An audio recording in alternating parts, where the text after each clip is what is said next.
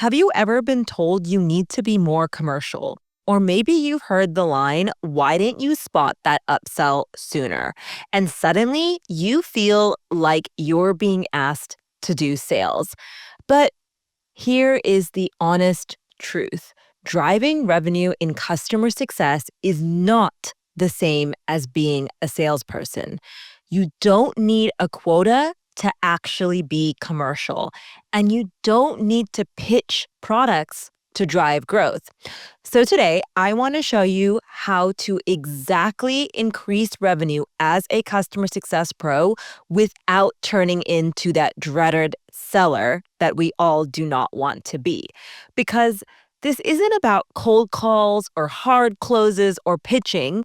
It's about recognizing opportunity, creating value, and leading with impact. Hey, CS friends, and welcome back to the Customer Success Pro podcast. I'm your host, Anika Zubair, the founder of the Customer Success Pro and coach to customer success professionals who want to become confident, revenue-generating experts.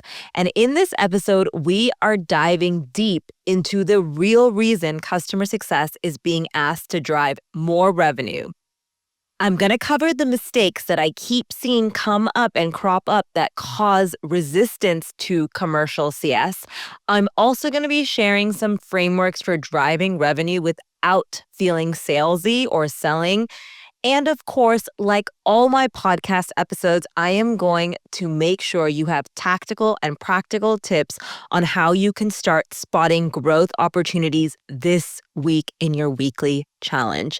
So, if you're a CSM, a CS lead, or even a VP of customer success trying to upskill your team into becoming more strategic and also making sure that you're driving commercial value, this episode is for you. So before we jump into today's topic, don't forget to follow the show, leave a review, and share this episode with a CS friend who's trying to level up their career.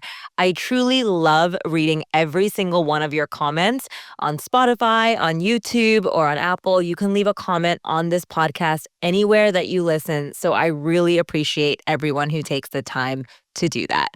All right, let's dive in. Hello, everyone. I'm your host, Anika Zubair, and welcome to the Customer Success Pro podcast, your go-to space for real talk, expert advice, and actionable insights in the world of customer success. I'm a CS executive leader, award-winning strategist, CS coach, and customer success fanatic.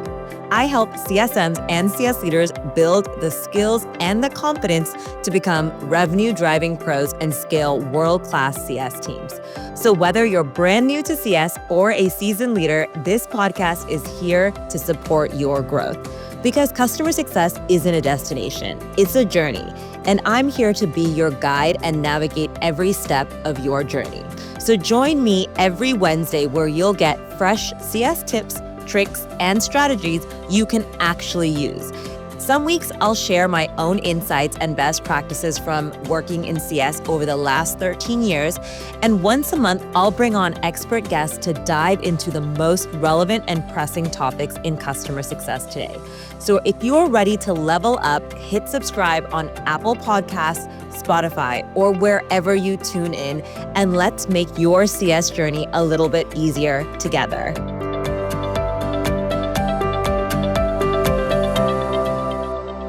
So here is the reality that I keep seeing happen again and again, and it's something that's happened throughout the last few years, but especially in 2025.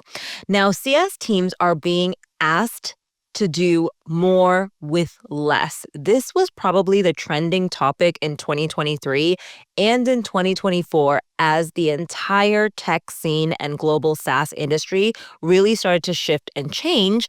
And because we weren't hiring at all cost or growth at all cost anymore, a lot of SaaS leaders and business leaders and probably your C-suite have asked you as a CS professional to do more with less. And the thing is, leadership wants better margins. It comes down to revenue, it comes down to profitability, and it comes down to your company really being able to show its shareholders that they are actually increasing in revenue and reducing overhead costs. Investors want more efficient growth now more than they've ever wanted it before. And in this market, every function, every single one, even engineering and product and support, they are expected to contribute to revenue growth. But customer success teams often freeze. They often get so nervous. They often get really, really hesitant to hearing the word revenue. And I'm really sick and tired of hearing it. And that's why I decided to record this podcast on this topic, because revenue is not a scary word. It's not something that you have to have sales credential in order to own. Every single CS person and every single CS leader out there are revenue leaders. And I'm on a mission to make sure that you all understand that, because honestly, our roles are actually bigger and more revenue generating than most sales roles out there today. And why is that? It's because CS people immediately associate revenue with sleazy sales tactics that feel pushy, aggressive, misaligned, or almost like a sleazy tactic to get a customer to sign because of what they want instead of focusing on customer needs. And if your company's only version of commercial is what the actual sales team is doing, then I'm sorry to say that you are missing or leaving a lot of revenue on the table. It's no wonder most CS professionals feel super uncomfortable. It's because the way organizations are built today, it's putting all of the revenue focus into the sales side of the business. Now, don't get me wrong. Sales and marketing totally generate tons of revenue. They generate a lot of the new logo sales. They make sure that the business keeps humming and keeps bringing in new customers. But here's what most CS leaders miss. You can absolutely drive revenue in a way that feels natural to your role in customer success, and it does not have to be pushing new deals or demoing a product or making sure the deal closes. The issue is that a lot of times we're not actually reframing a lot of the revenue generating or commercial tasks that we're doing in customer success to focus around customer value. But every single day, every single customer success professional around the world is driving revenue. And the thing is, it's all around the reframe. So first, let's talk about some common mistakes that I keep seeing happen in the CS space. And these mistakes are things that are really contributing to the fact as to why CS professionals are resisting the revenue conversation. Now, we could resist all we want, by the way. Like, honestly, I have till this day in December 2025, I still see people feel icky or gross about revenue. And I'm sorry to say, in the world that we live in, with between AI competing for our attention and the fact that money is no longer cheap and companies are laying off people left, right, and center, if you're not embracing revenue as you end 2025 and go into 2026, you might as well lay yourself off. That's right. I said it. I know it's harsh, but I'm here to be your reality check, because a lot of the mistakes that I keep seeing happen in 2025 and even in December of 2025 is the reason why CS leaders don't get that seat at the table. It's because an entire business, your entire company's business, is focused around revenue outcomes. And the sweet part is that you are helping your customers reach revenue outcomes as well. But a lot of times we do not frame it like that in customer success, and that's where we end up creating all of these mistakes and problems for ourselves. So let's dive into it. What is some of the normal mistakes that I see happen? And honestly, I've been guilty of these as well. So the first mistake that I keep seeing happen with all of the people that I've coached and helped and all the teams I've led before is thinking that commercial equals sales or commercial equals selling. Now, driving revenue and customer success is not about selling. I'm going to say it again for everyone that didn't listen, but driving revenue in customer success is not about selling. It's about aligning all of the work that you do to business outcomes. That's it. Okay. It is not selling, just to make it clear. All right. The second mistake that I keep seeing happen time and time again is waiting for sales to own everything. Too many CSMs wait for an AE or an account manager or a salesperson to bring up expansions or renewals. But by that point, it is way, way too late. You're the one who's in the relationship with the customer. You're the one talking to the customer every single day. And you're honestly the one that has a better pulse on what's happening within that account. And if you're going to just wait for your account manager to come in 3 months before renewal, or for the AE to actually talk about the features and functionalities and the value behind the product, I'm sorry to say you're probably going to lose that upsell and renewal, because this is just such an easy win for most CS pros. But the thing is, you're in it. You are in the conversation with your customers day in and day out. You see all of the red flags, all of the potential churn, all of the potential green flags as well. You see all the opportunities first because you are living and breathing and working consultatively with your customer every single day.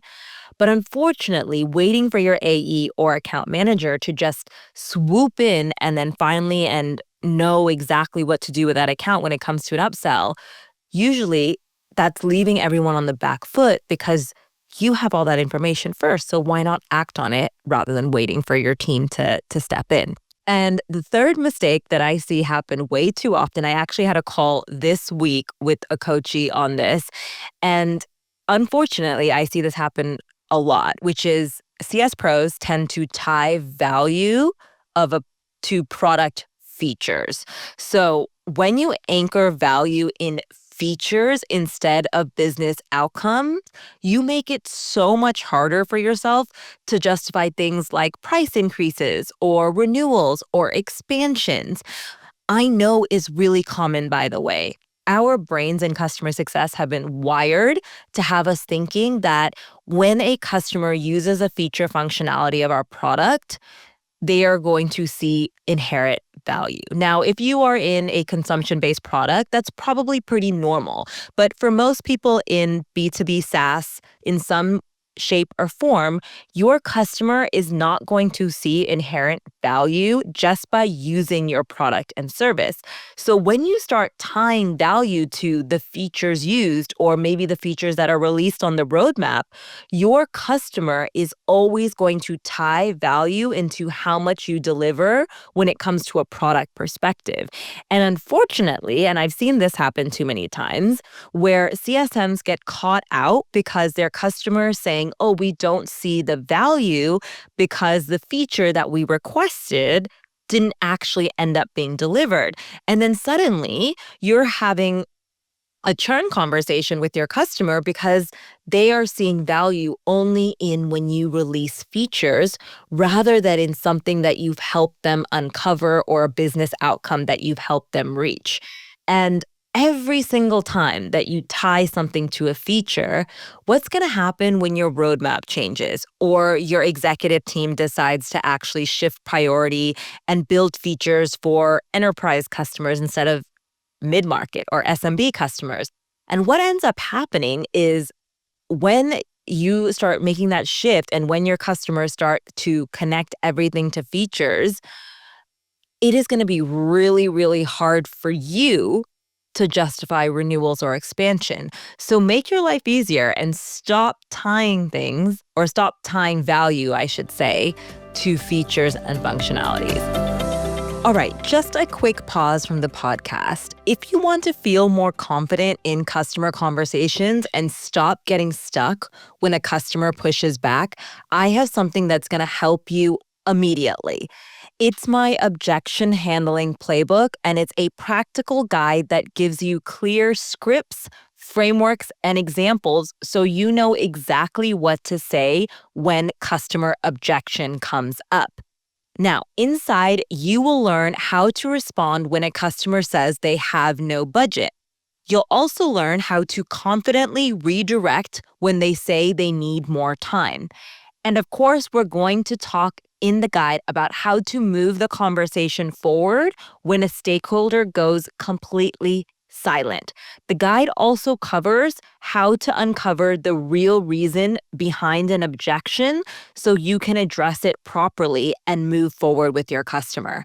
Plus, in the guide, as you do in many of my guides, you get plug and play scripts that you can use on the very next call with your customers.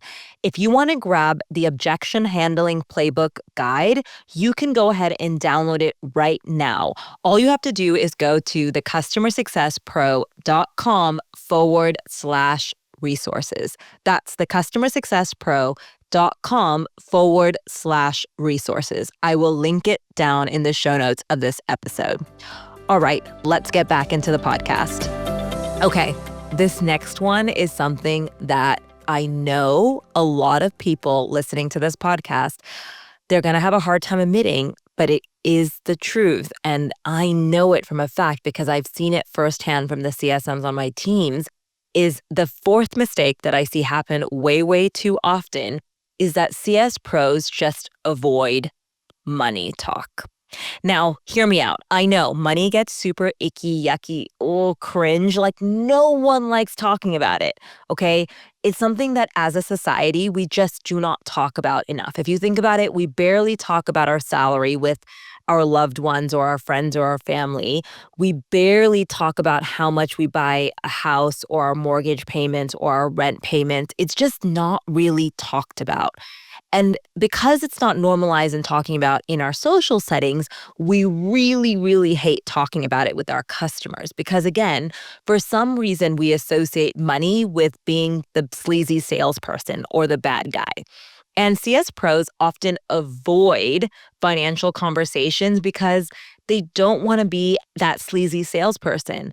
But talking about things that are actually money related that make sense to talk about with your customers are super powerful. Like, let's say talking about the amount of cost your product is saving your customer, or maybe the positive ROI they're getting from using your product or service, or maybe your product is helping reduce risk across the entire business, which is ultimately helping them save some money.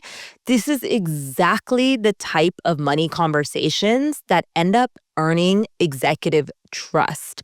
But if we don't actually have the money conversation in the first place, unfortunately, we're not going to actually earn trust and we're never going to feel comfortable talking about money. So might as well start. All right. Now that I've talked about all the cringy ways and all the mistakes that we could be making when it comes to driving revenue and customer success and really owning that revenue number, let's talk about how you can actually start to shift your ways of working to drive revenue without selling, okay? So I want you to first think about this as reframing commercial customer success into something that feels authentic. Something that really feels strategic and actionable for your team.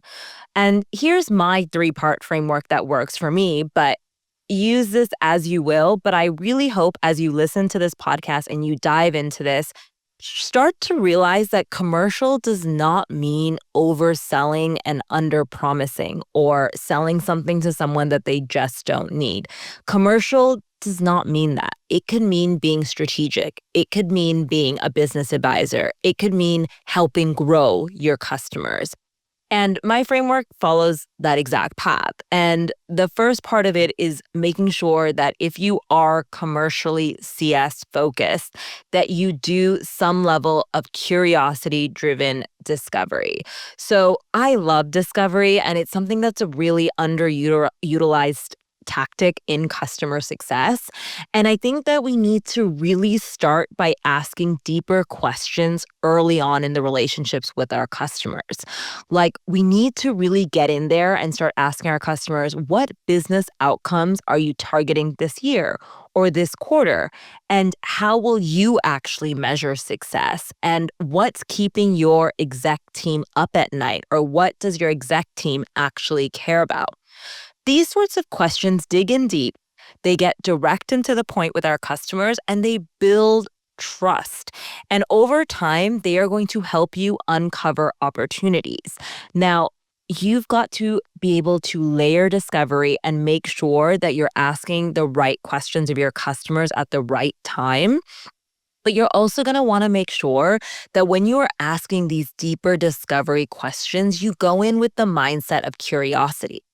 Now, when you go in with that mindset of being curious and really understanding a customer's needs, wants, what their business is doing, what's not working, what's working, that's actually a huge sales tactic because what you're actually finding out is what your customer cares about. And when you find out what your customer actually really cares about and what keeps them up at night, you are uncovering opportunities. Now, that could be an early renewal opportunity, or maybe that's actually uncovering a different team or different use case of your product or a different person or department using your product. All of those are upsell indicators.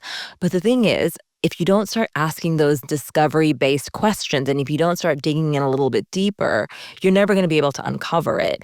And again, this is the way that you move away from being reactive and being commercial or proactive or just strategic in customer success. All right. So once you've been able to actually do the discovery and really get to the root cause of what your customer cares about, what keeps them up at night, what makes their business tick, you need to start to connect the dots to an ROI or return on investment. So once you understand their goals, you need to help them see how your product drives those goals forward and delivers value. Now, you can use my value sandwich framework that I've shared in multiple other podcasts before, but it is just about making sure that your customer sees the value of your product and there is a strong ROI tied back to their business goals. So maybe an example of this is your onboarding delays were causing tons of revenue leakage. And now that your team is live with our tool, you're closing deals 15% faster. Now, that is impact, that is value, that is commercial CS. And guess what? I didn't actually pitch you. I didn't sell anything to you. The statement that I just shared with you, that is value. And that is where customer success truly becomes commercial. Okay, the final part of the framework is expansion readiness. And I always tell this to everyone I coach is you don't actually need to pitch, but you do need to flag opportunities. You need to flag when usage is growing, or flag when they ask for something new on the roadmap, or flag when their business is evolving, or they're hiring more people, or they're expanding to new markets. Use what I call expansion triggers somewhere within your CRM to really start tracking when your customer is ready for growth. Now, these expansion triggers can be a whole bunch of things. Like maybe it's like a new hire within the team, or they mention new pain points, or maybe they're increasing how they're using your tool, or maybe they're asking about a future roadmap or features outside of their current plan or their current service that they have with you. Once you start to spot these things, you need to start to document them, okay? You need to go into your CRM and you need to create either a new opportunity for an upsell or again, just create an expansion trigger flag or something where you can make sure you are aligned internally that you are flagging this is an early sign for growth. Now you can go and collaborate with sales if that's something you do, but you don't actually have to close the deal, but you do need to surface the signal. You need to show that you've had the conversation, you've done the right level of discovery, you've identified that there is room for growth.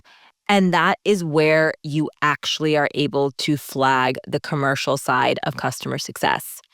And again, all three parts of my framework, I did not pitch you. I did not start to push something on you, but I was starting to step into that commercial CS role. And I started to actually unlock a lot of growth and a lot of potential within my accounts by making sure I have the right signals, by making sure that I am actually asking the right questions, and by making sure that I am ready and showing value to my customers by using a value framework as well. Okay, I want to share a little story with you all. At one point in my career, I was managing a portfolio of high growth SaaS startups. These were my customers, okay?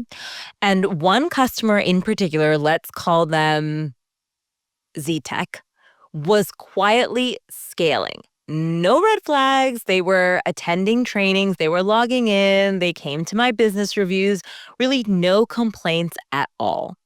But during one of our monthly value calls, I asked a simple question. And the question was, what changed in your business since we last spoke? And they just told me that they raised a funding round. They were hiring about 20 new people, and suddenly their entire use case was shifting because they needed new workflows, new onboarding, more licenses, more people using our product. And honestly, it started with one question. That one question led to 70,000 in expansion. Now, there was no pitching, there was no pressure, there was just curiosity plus a bit of timing plus a bit of relationship building that got me to that point. But that is the power of commercial customer success. It's putting your commercial hat on and not necessarily selling, but making sure you're identifying growth opportunities. So, as I do in every solo episode, I am going to challenge you. So, are you ready? Here is your weekly challenge. I want you to spot one expansion trigger. Go ahead and pick a customer in your book of business, look at recent Slack messages or meeting notes or your value call slides, and actually go and look and see if there's been a shift in their business. Has there been new stakeholders, new goals that they highlighted, new pain points that they're pointing out? Then take one step to move it forward. Okay, send them a follow-up email, share a relevant feature, loop in your sales team because there's an opportunity for growth. The goal here isn't to actually sell in your weekly challenge. It's to signal. I want you to start to signal opportunities and start practicing that muscle to proactive revenue thinking. And if you go ahead and try our weekly challenge, I would love it if you go on to LinkedIn or social media and use the hashtag CSProChallenge and tell me exactly how it went. Because I love reading how you guys all interpret the CS Pro Challenge. All right, CS Pros, it's your time. It's time to redefine what commercially actually means in customer success. You do not need to become a salesperson, but you do need to become a strategic partner. And I want to remind you that driving revenue isn't about pushing the product. It's about asking better questions, telling better stories, and spotting the moments that matter with your customer. And when you do that consistently, revenue becomes a natural outcome of a strong relationship, not the end goal. So if today's episode helped you reframe your mindset, I'd love for you to leave a review, share this with the CS teammate, and go ahead and grab some of my free customer success resources that are all listed in the show notes of this episode, because I am serious about helping you up-level your revenue impact. And I have tons of resources down below on exactly how you can get started. So until next time, keep showing up with curiosity, strategy, and confidence. I'll catch you next week for our next episode. You've got this, and I believe in you. Thanks for tuning in to the Customer Success Pro podcast. I hope you picked up something valuable to take back to your team. If you enjoyed this episode, it would mean the world to me if you took just 10 seconds to leave a review on Apple or Spotify. It helps more CS pros like yourself discover the show. And creating new episodes takes a lot of work, so leaving a nice review keeps me motivated to keep creating. And don't forget to hit subscribe on Apple, Spotify, YouTube, or wherever you listen to podcast episodes. I drop a new episode every Wednesday packed with practical tips. And if you've got a topic you'd love for me to cover or want to be a guest on my show, send me a message. All the details are in the show notes. I'd love to hear from you. And hey, if this episode helped you, share it with a fellow CSM or CS leader. Remember, sharing is caring. Cheers to your CS journey, and I'll catch you next week for our next episode.